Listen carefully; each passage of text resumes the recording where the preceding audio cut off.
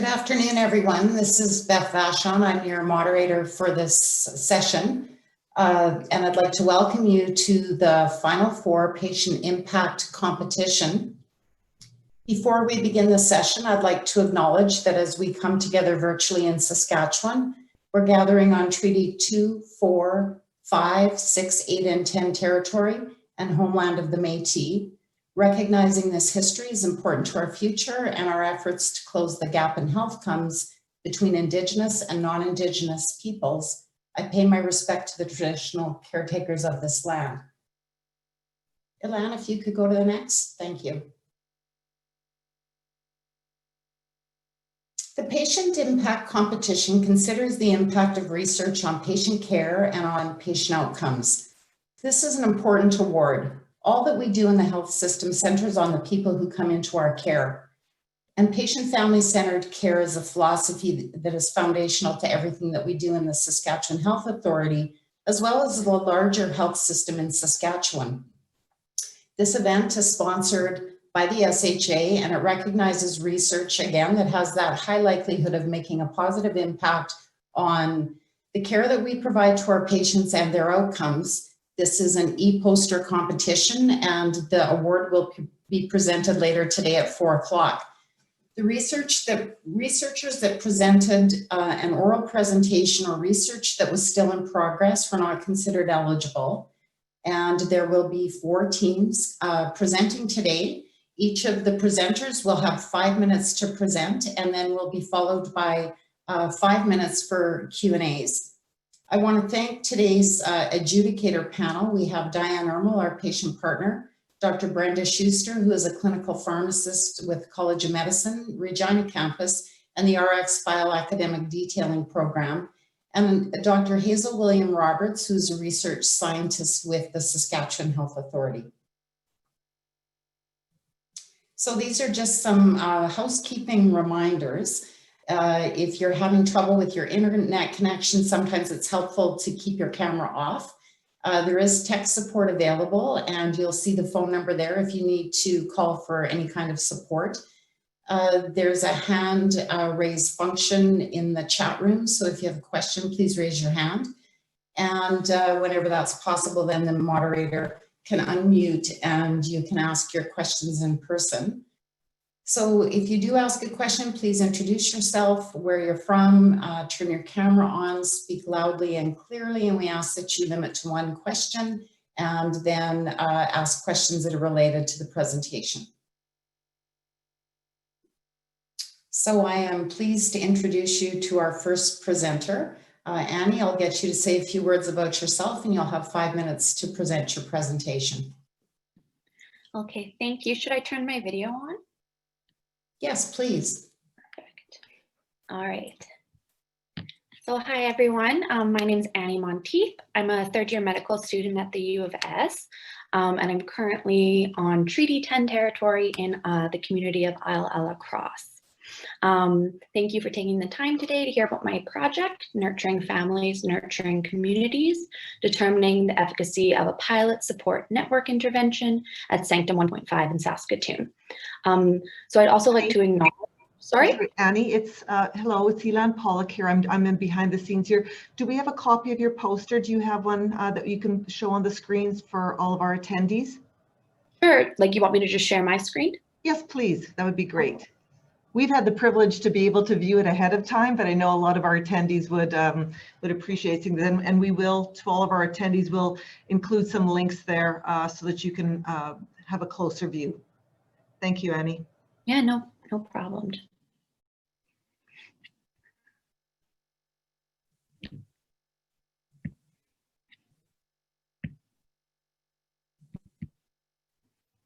All right, are you able to see it? Yes, we can.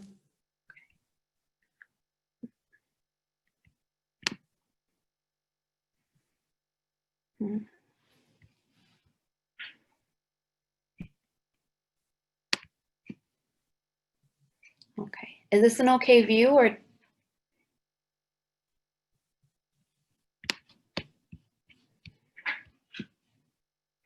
Yeah, if you just want to use your button at the bottom to make it a little bit bigger. I think would be helpful.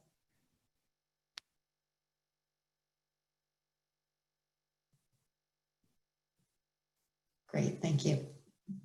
All right. Okay. So yeah, I'll just continue on. So thanks for taking the time today. My research project is titled Nurturing Families, Nurturing Communities, Determining the Efficacy of a Pilot Support Network Intervention at Sanctum 1.5 in Saskatoon. I'd also like to acknowledge that my project was done on Treaty 6 territory and the traditional homeland of the Métis. So my research looked at a pilot program which was initiated by Sanctum 1.5.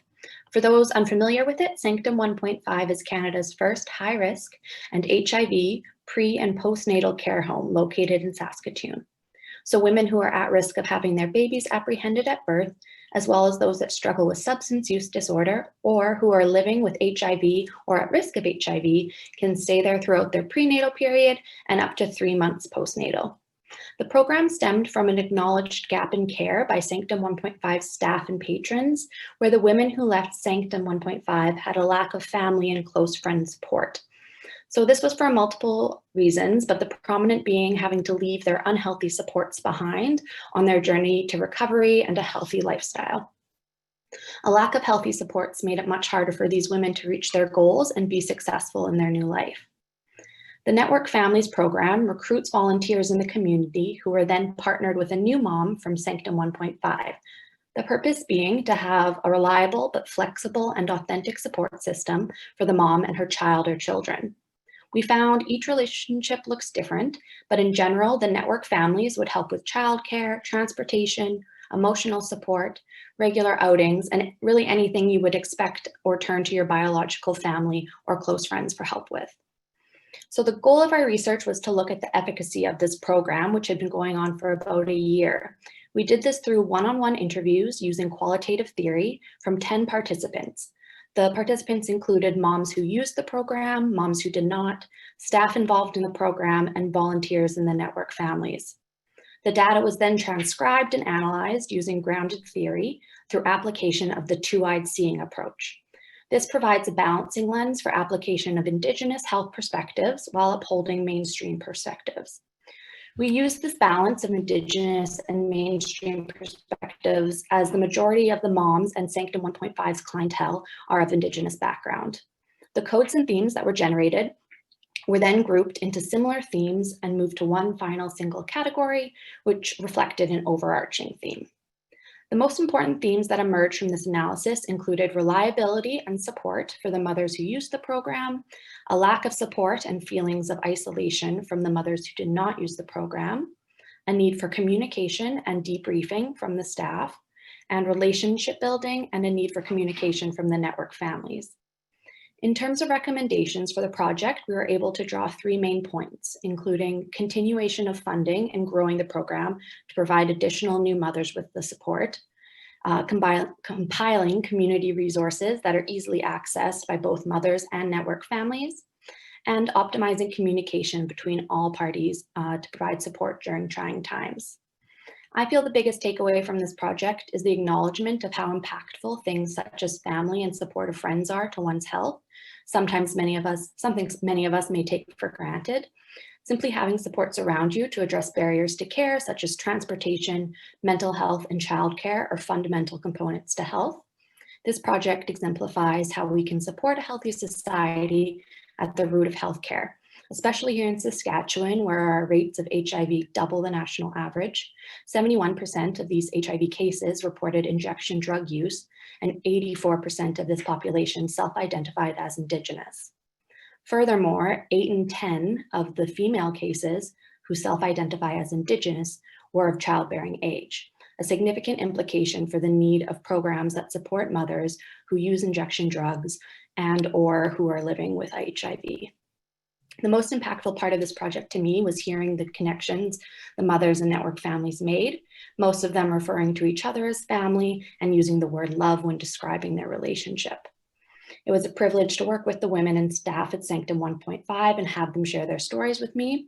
I'd like to take this opportunity to thank Sanctum 1.5, my supervisor, Dr. Alexandra King, research coordinator, Claudia Madame-Page, as well as the sponsors for this project, the Dean's Summer Research Scholarship, the College of Medicine, and Indigenous Wellness Research Group.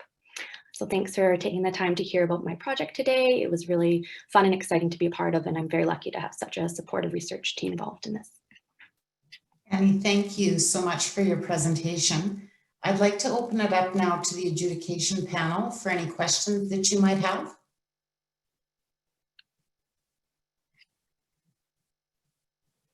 Hi, just one thing I wondered, Annie, was the women who didn't participate, like, why didn't they? And how were they part of Sanctum? Yeah, so mainly it was due to a lack of volunteers. They had groups of volunteers, so there was 3 people that were required per group and then 1 group per mom. So they had some selection criteria such as motivation and willingness to be a part of this program, as well as their access to supports like family in the city. So unfortunately, they weren't able to provide all of the moms to be part of this program.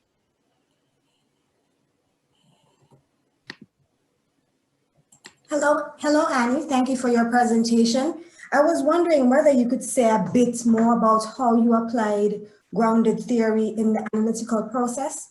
I was a little bit surprised because the hallmark of grounded theory usually is that you would generate a theory, but I saw that in your results you were presenting themes. So I was just a bit curious. Can you say a little bit more about that? Sure. So just when we went through the data, like we had multiple people looking at it. So from people who maybe would apply more of a mainstream perspective like myself, as well as people who have more of an Indigenous health perspective. And then when we went through that, that's how we came across like the different themes. As far as the theory go, I know that there's a lot more to the 2-eyed seeing approach that I didn't explain here. But if you want to email me and maybe we can go through that together.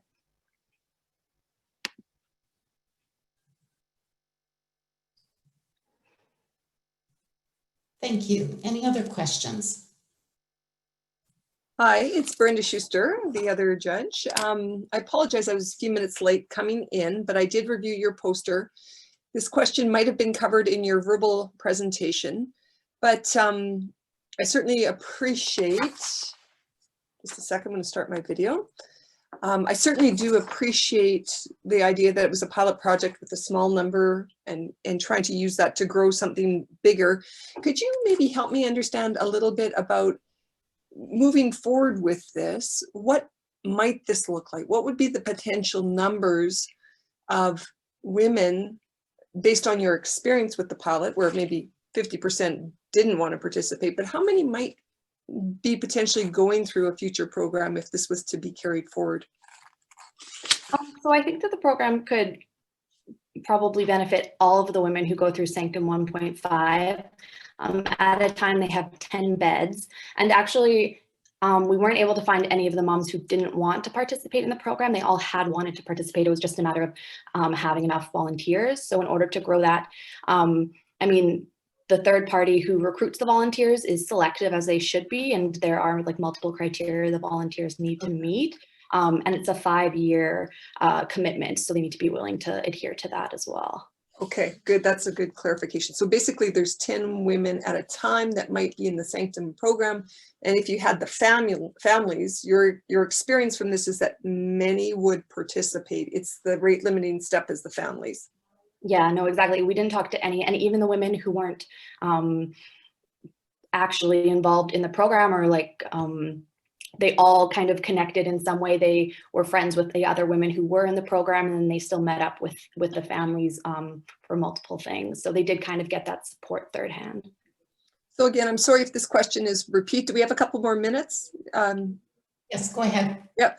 I'm sorry if this is repeat, just tell me if it is and we won't go there. But again, on that piece, that rate limiting step with the families and the 5-year commitment, I heard you say, do you have a sense of solutions to get more families involved from this pilot project? Well, I think it's a matter of like getting the word out there that this is a project. Currently, the volunteer kind of program that recruits them does it mainly through church and those kinds of volunteers. So I mean, maybe expanding that is an idea, but that's where they mainly get their basis of volunteers from. Thank you. Thank you, Annie, for your presentation. We'll move on to our next presenter.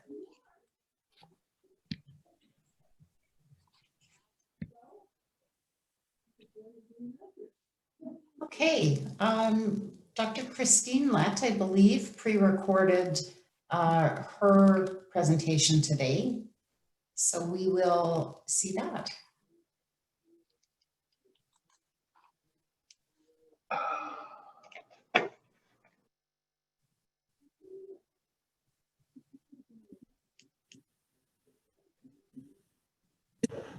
I'm happy to start whenever you want.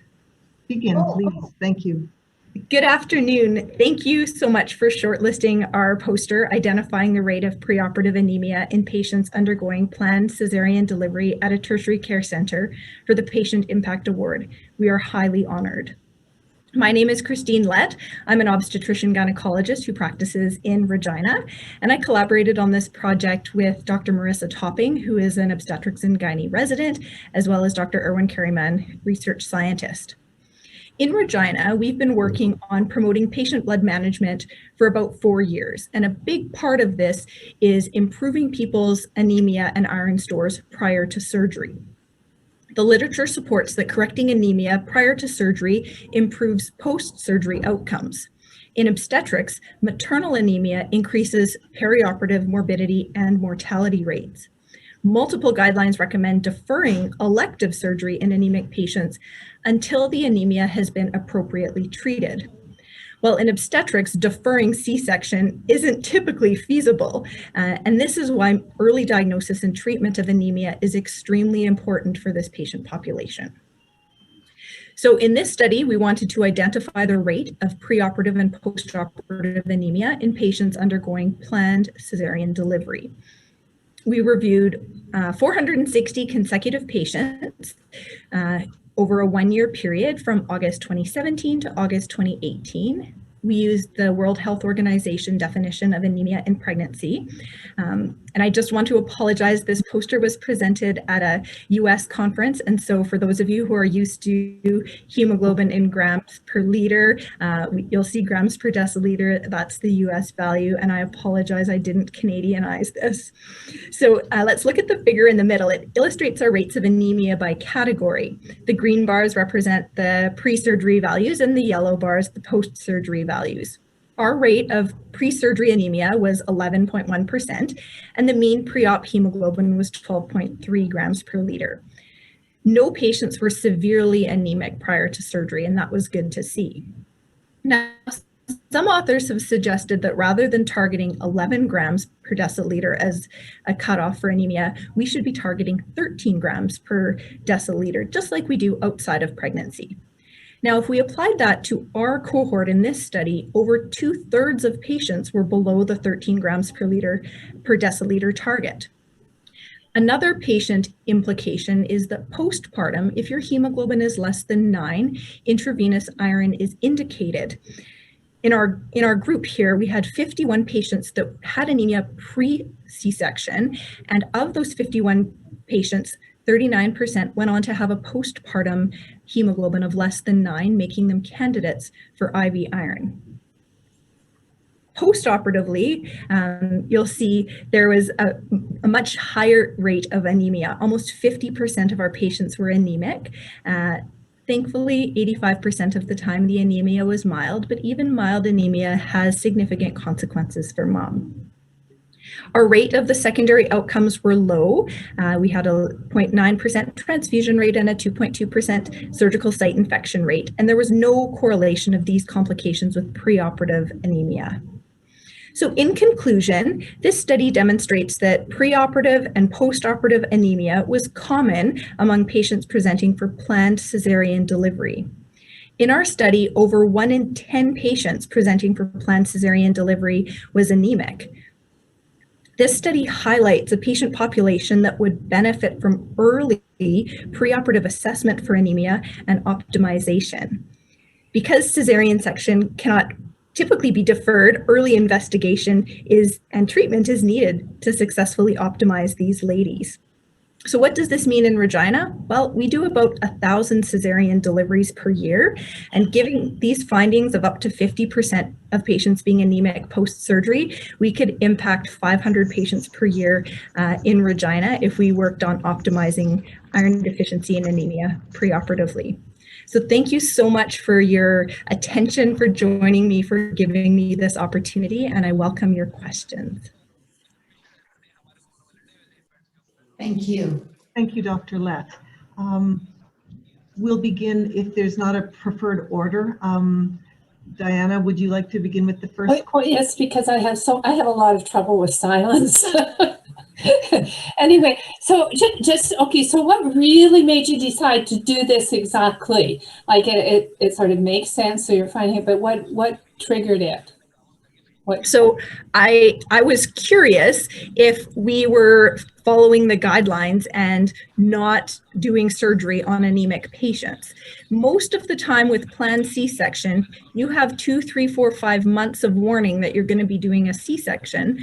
So if we're following the guidelines and providing our patients best care, nobody should be anemic prior to C-section. But I didn't actually know what our institution's rates were. And so that's why we decided to do the study, to look to see, are we following the guidelines?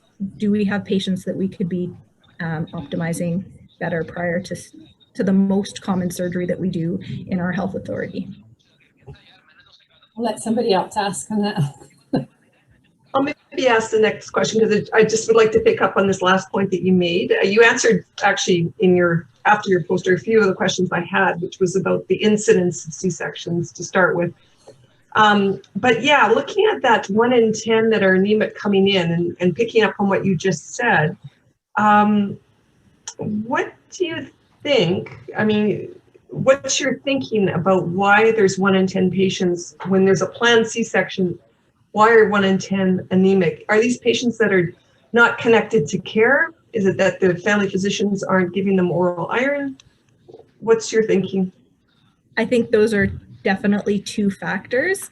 My personal opinion is that the biggest reason we see anemia is that we are used to seeing it in obstetrics. We kind of assume that anemia is normal, and we forget that it's not normal and it's not optimal.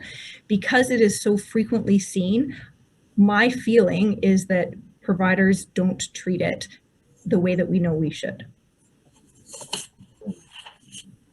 So knowing what we know, how can we change practice? That's a great question.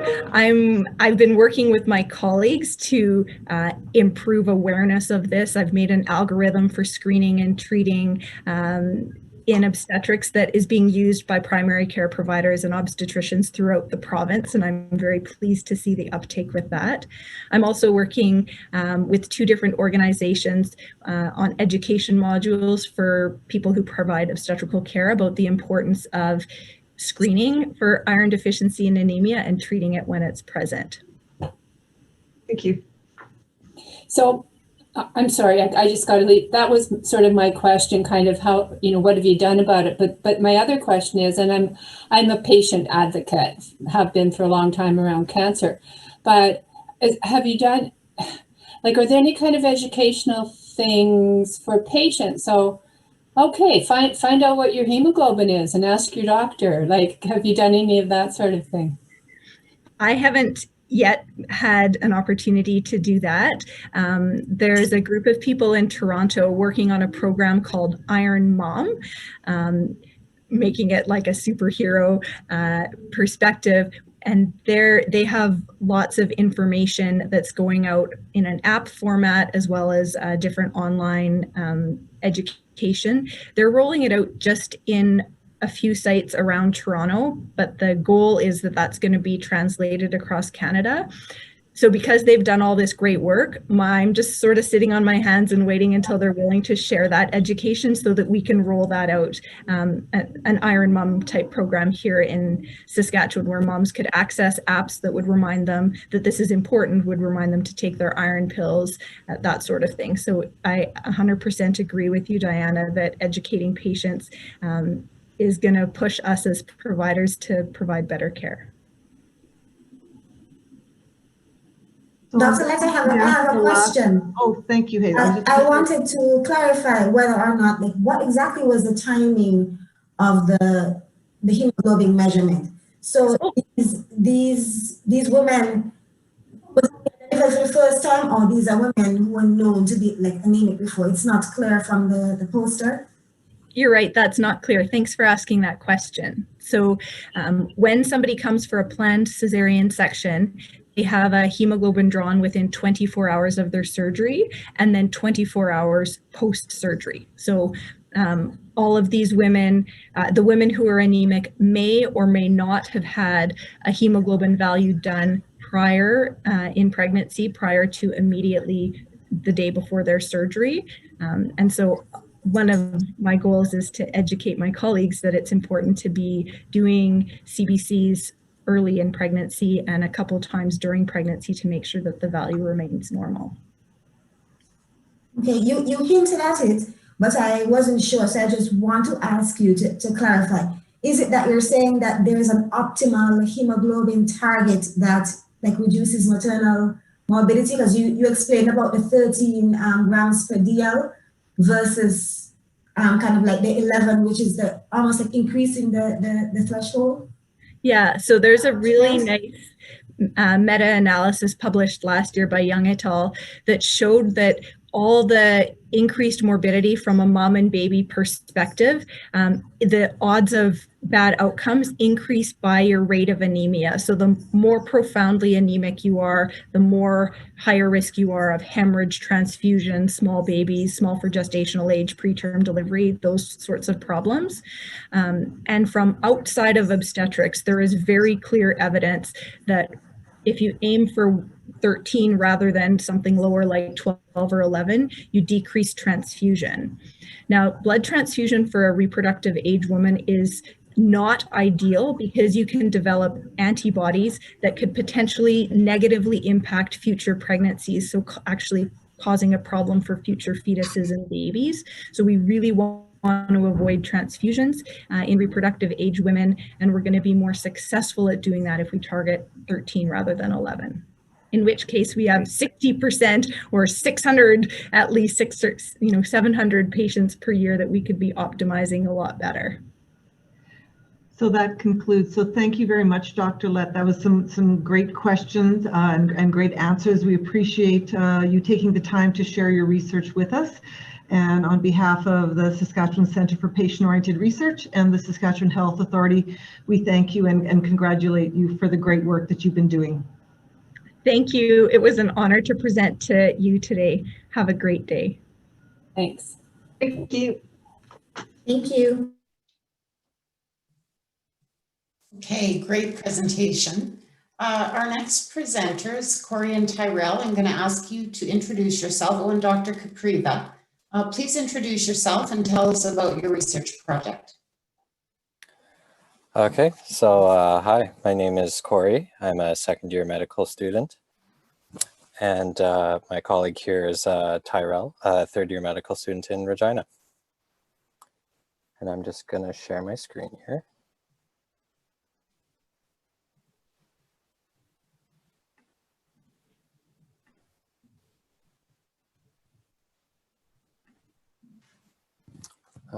Just a second.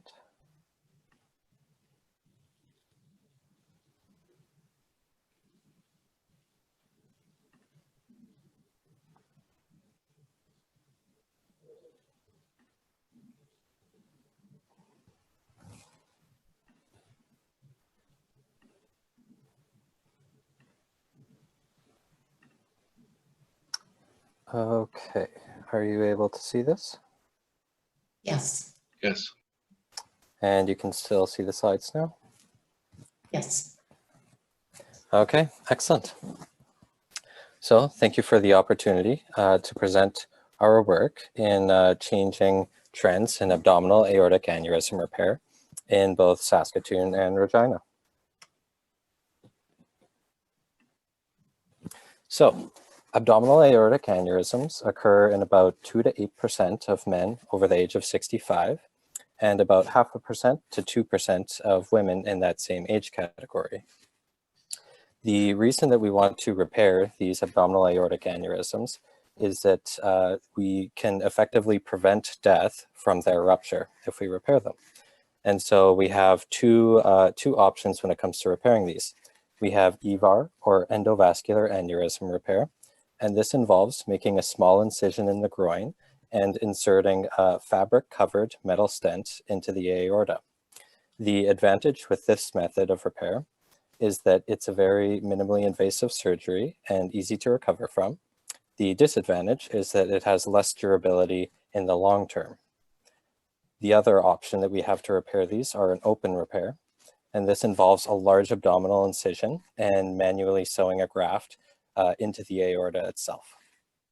The advantage of this repair is that there's proven long-term durability, but the disadvantage is that this procedure is much harder to recover from. So with both of these methods available in Saskatoon and Regina, how do we advise our patients to choose between these two methods if they are suitable for either of them? We decided to look at previous patient charts, otherwise known as a retrospective chart review, to find out. And so I'll have Tyrell walk you through our results. All right, thank you, Corey. So after collecting and analyzing the data, this is what we found. So below are the graphs showing the frequency of EVAR and open surgical repair for both Regina on the left and Saskatoon on the right. In Regina, what we found was that the use of endovascular aneurysm repair has increased over the last 15 years. However, it still accounts for less than 50% of all AAA repairs done, and open surgery is still the preferred method in the majority of patients. Comparatively, when we look at the Saskatoon data, the majority of AAAs there are repaired using endovascular techniques, which is in keeping with published literature in both the United States and Europe. And Corey, if you could just go to the next slide.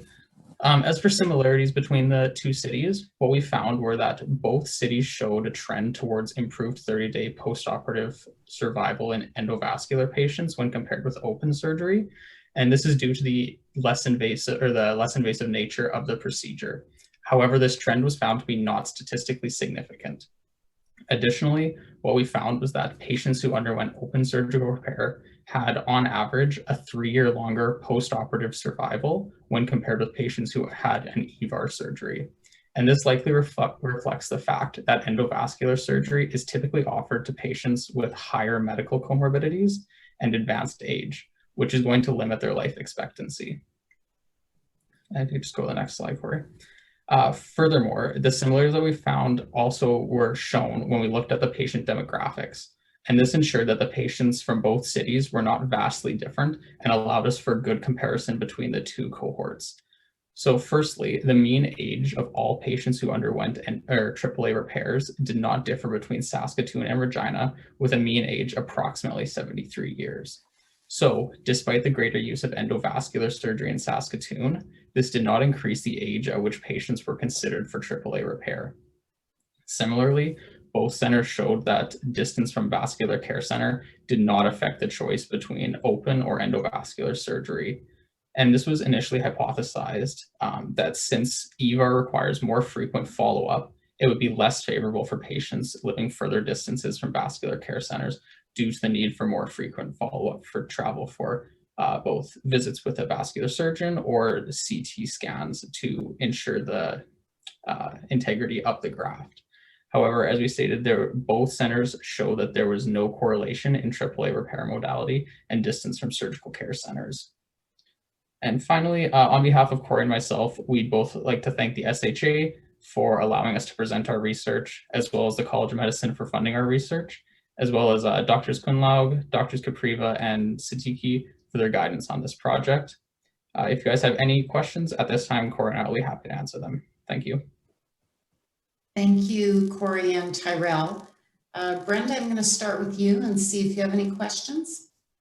Can I ask you to just go back one slide? And I think I need to look at that slide a bit more before I have questions at this point. Thank you. Hazel or Diane, do you have anything you'd like to ask before? Well, I would like to ask them, you said your purpose was to better advise patients about which procedure to choose. So given your findings, what sort of advice are you going to give? Say I show up in this age range here and with aortic aneurysm showing up.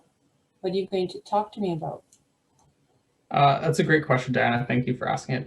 So when Corey and I were discussing this, what we kind of decided was there's a lot of factors that go into whether we advise someone to do an EVAR surgery or an open surgery.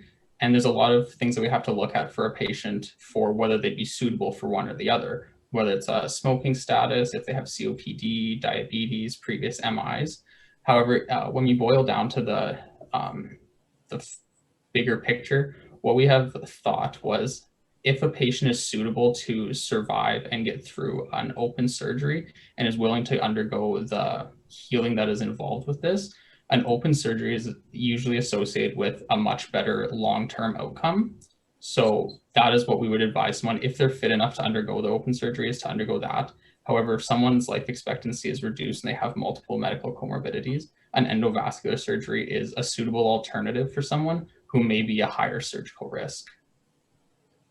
And yeah, just to add on to that, yeah, we definitely agree that that general principle of being younger and being healthier is certainly, we would probably recommend an open repair to that. Of course, we'd also have to discuss the complications of each type of procedure, because each one will have different complications. And for some patients, they may find that the complications of an EVAR procedure may be unacceptable to them, or maybe vice versa with an open procedure. So it's a lot about advising the patient about the whole process and the potential complications, along with that general guiding principle. Yeah. Thanks, Diane. Great question. Hazel. Corey and Tara, you hinted at the fact that there are differences in terms of survival. I think in your slide you said that it wasn't statistically significant. So I was wondering if you plan to conduct, if you plan to explore like further questions, looking at this in this particular data set in terms of like long-term survival, and whether there is a difference in fact for the two groups of patients. Yeah, thanks, Hazel. So the difference in long-term survival is statistically significant. It's approximately 3 years longer is what we found in Regina. And this is obviously limited to the fact that we could only do analysis up until approximately 2020. So there are still people who are living who we've analyzed who have not passed away, so we don't know the extent of the full long-term survival. But it would be an interesting topic to look at what the full survival term would be for these patients. Thank you. Brenda, I'll come back to you now.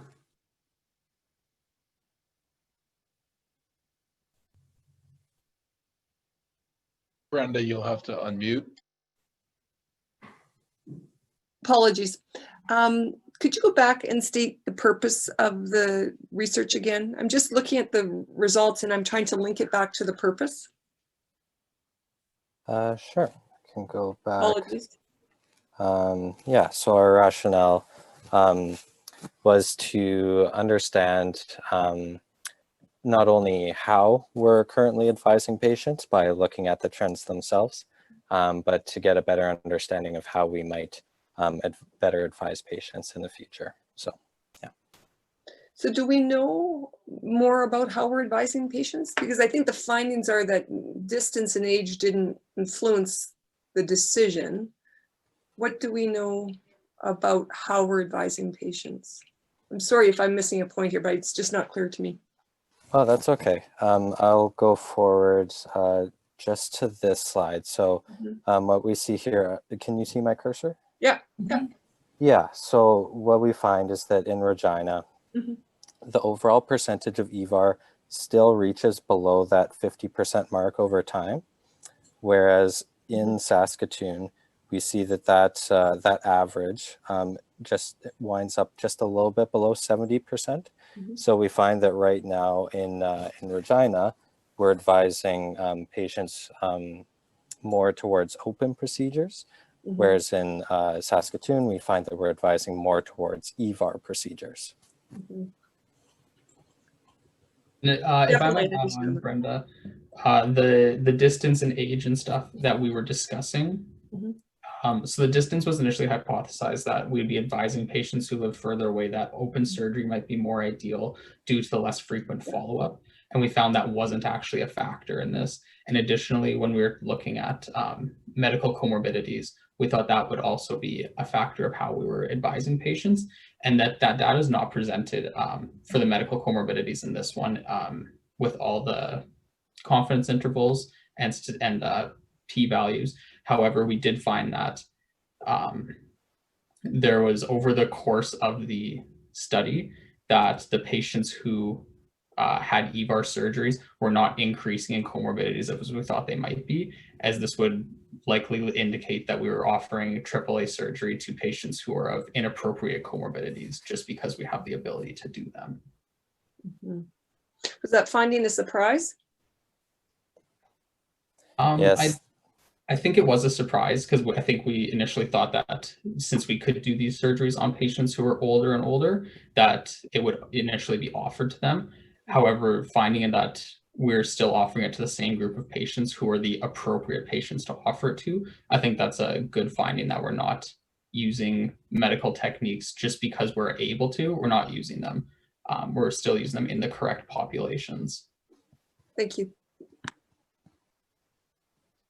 Thank you, Tyrell and Corey, for your presentation. And interesting to compare different trends between the two cities in Saskatchewan. Okay, now our final presentation is Dr. Marina Vachon and Brian Quinn are the authors of this. So please take it away. I'm just going to share my screen here. Are you able to hear me and see my screen? Yes, thank you. Okay, perfect.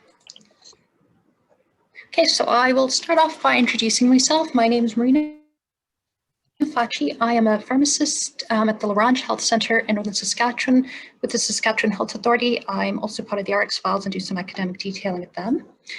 The poster that I'm going to present to you today is on the evaluation of intravenous to oral antimicrobial therapy conversion in a Northern Saskatchewan hospital. I'll introduce you to the rest of the team here. So right below me is Dr. Jeffrey Irving. So he's a family physician at the Lagrange Health Centre. Below him is Mr. Brian Quinn, who's a nurse epidemiologist based out of the Population Health Unit at Lagrange, who also coincidentally happens to be my husband. And Dr. Cheryl Waldner, who is a university professor at the University of Saskatchewan, the Weston College of Veterinary Medicine. So I'll start off just by briefly giving you a little bit of context. So the Lagrange Health Centre is located in this area here, which is the former Mamaweeton Churchill River Health Region. So we're in Northern Saskatchewan. The health centre essentially services various communities here, and it's a catchment area of about 15,000 people. So the study was focused on services provided by the hospital at the Lagrange Health Centre. So the reason for doing the study was what we wanted to do was examine how many patients are on intravenous therapy that are eligible to be converted to oral therapy. And one of the reasons that we undertook this study is it's part of an antimicrobial stewardship initiative to ensure that we're using antimicrobials appropriately. And this initiative has various clinical benefits that are linked to things like having patients in hospital for a shorter duration of time, reducing hospital readmissions, increased patient safety and comfort. The less time someone is on an intravenous antibiotic, the fewer pokes they have, and also associated with that are fewer infections. Also, from more of a health systems perspective, there's the financial aspect where intravenous medications are a lot more costly than oral. So we see that if patients are converted in a timely manner, there's a decrease in medication costs as well as workload. So what our study objectives were we wanted to find out at our facility were how many number of patients who were on intravenous antibiotics and had become eligible were then converted to oral antibiotics in a timely fashion. So that was our first objective. Associated with that, we wanted to also ask for the patients who weren't converted over, what were predictors or factors that made them less likely to be converted over? And lastly, what we wanted to do was also determine for the patients who are eligible to be switched but weren't, what was the impact on length of stay? Were they in the hospital longer? And also, was there any difference in readmission within 30 days of discharge? So these were the objectives of the study. In terms of methods used, this was a retrospective cohort study. And so data sources included the discharge abstract database, as well as chart audits. Some of the statistical methods used in the study were descriptive analysis. We used generalized estimating equations for model building, as well as propensity scoring, which allowed us to control for confounding. So we'll jump right into the results here. And so what we found were that 51.7% of patients who were eligible to be converted were not being converted over. And so the next question was, what were predictors of patients not being converted over? And so on the first graph here, I'm not sure if you can see my mouse, I'm hoping you can.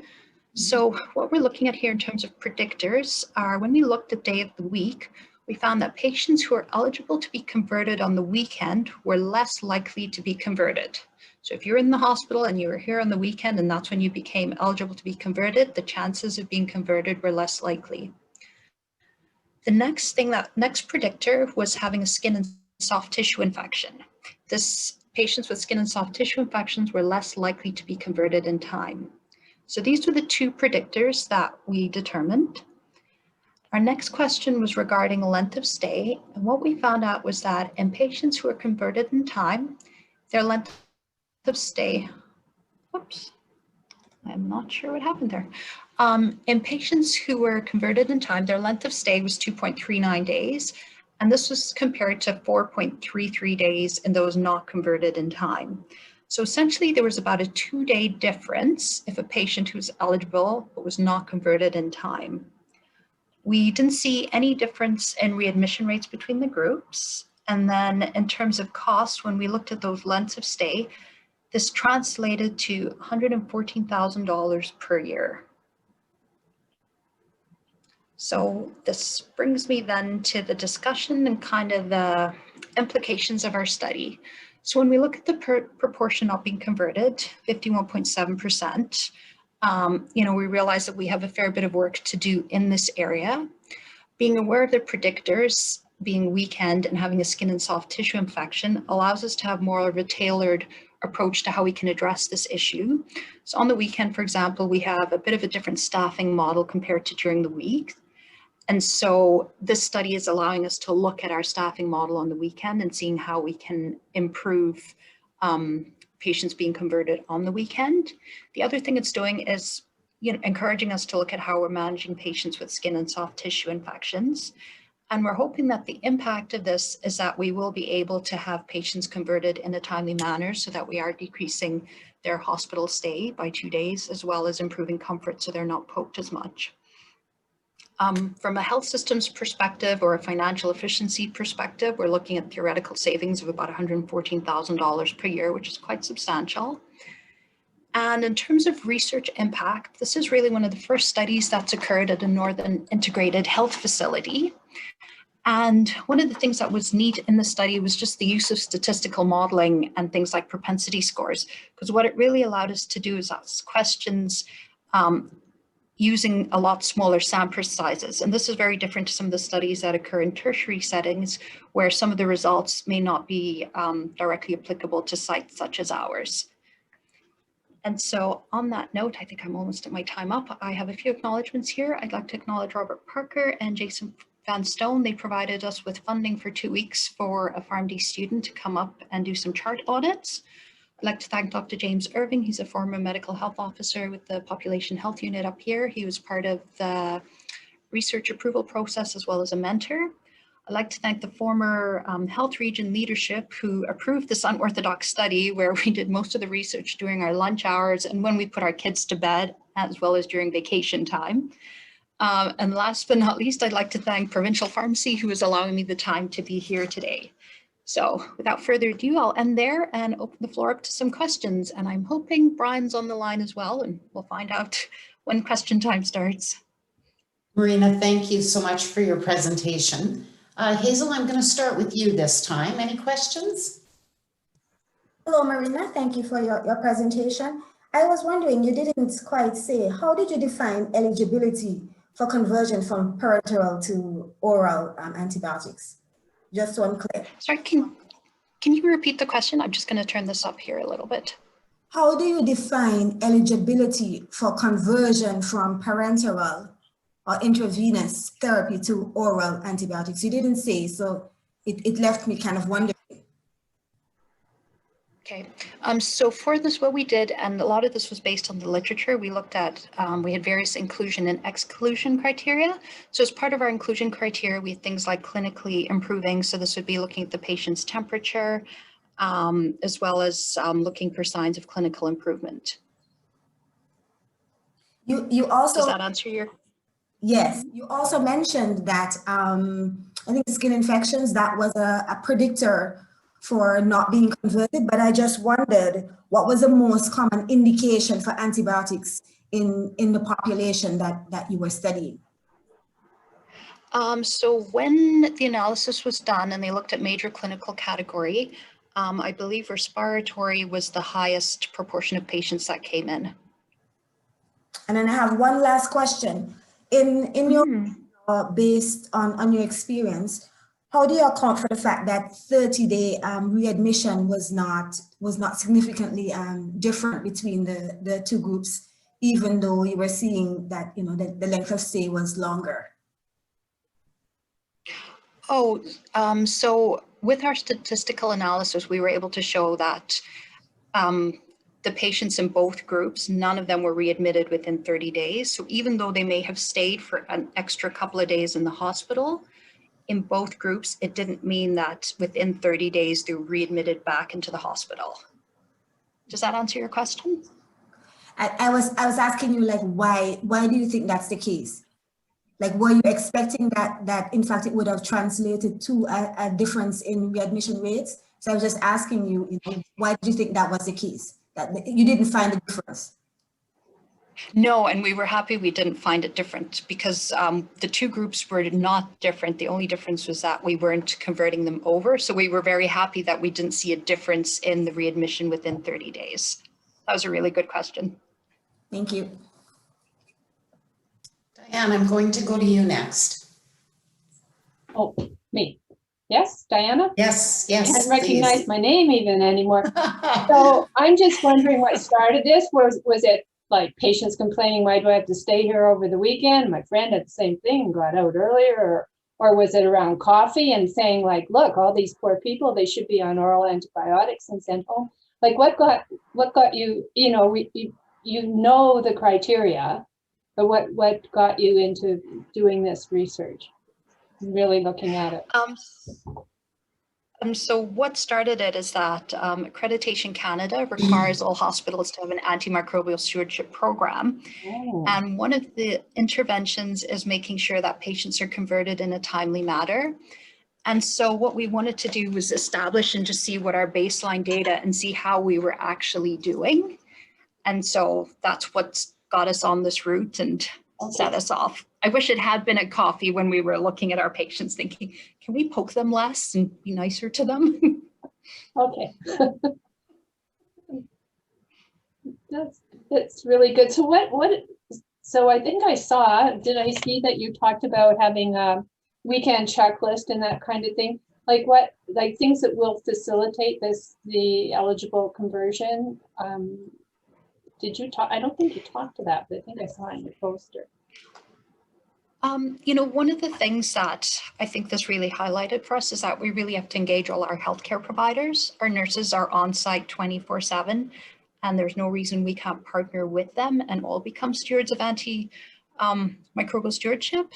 So I think it's a really good opportunity for us to partner with all healthcare providers. And I think having nurses engaged with these checklists, as well as pharmacy and our physicians, will just be kind of a recipe for success. And does it has to be a physician's order, right? Like not a, or do you have MPs that can do that? Or I just wondered.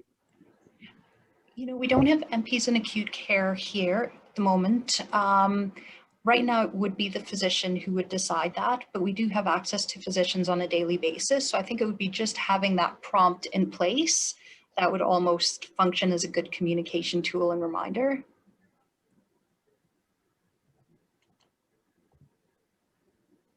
Okay, thank you. Brenda, do you have questions? Congratulations to your health region for taking on your first research project, and it's an important one. I guess you've determined that the weekend is a bit of a determining factor.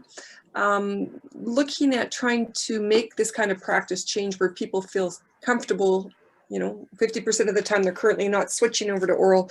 What sort of initiative do you see carrying forward to really get all those players you mentioned on board? You know, the one thing that we do have is from Mondays to Fridays, we have interdisciplinary rounds. And so I think if we have a checklist in place that indicates when a patient was started on an antibiotic, how long they've been on it, and whether they're clinically improving, and this sheet is part of our discussion during interdisciplinary rounds, I think that sheet would carry over to the weekends if we have nursing involved. Mm-hmm. For sure. Sometimes it seems like there's reluctance about whether they are equivalent, oral and IV, and just sort of, I wonder if that's part of the piece. Of course, you can't get that from a retrospective chart review, but very good initiative, good for your group to find an issue that you presumably can make quite an impact on. And I noted in your cost savings, am I correct to say when I actually read your poster, that cost savings, just for those on the line, did not include the actual cost, the difference between an IV ceftriaxone versus an oral Keflex or something? No, I'm glad you picked that up. That is one of our study limitations, is that when you look at cost, there should be, you know, you can include a medication cost as well as a workload cost and a cost for length of stay. We did look at workload cost for what it costed the nurses to administer an extra IV dose, and the cost wasn't substantial over the 4-year period that we looked at. It was about $589, whereas the length of stay was a fairly substantial amount. For the medication costs, we did not capture enough data to be able to do an analysis on that. So what that really suggests to us is that 114,000 is quite an underestimate, and likely the true value is higher than that. Thank you. Thank you, Marina, for your presentation. So we're very quickly coming to the close of this session. So I do want to thank all of our presenters, our adjudication panel, and all of you who have attended these presentations. I wish our 4 finalists all the best, and thank you so much for your dedication in supporting better outcomes for the patients of Saskatchewan. And with that, coming up next, you'll see on the screen. So we have about 2 minutes before that starts. So fill your glasses of water, and we'll see you back here in a few minutes. Thank you so much.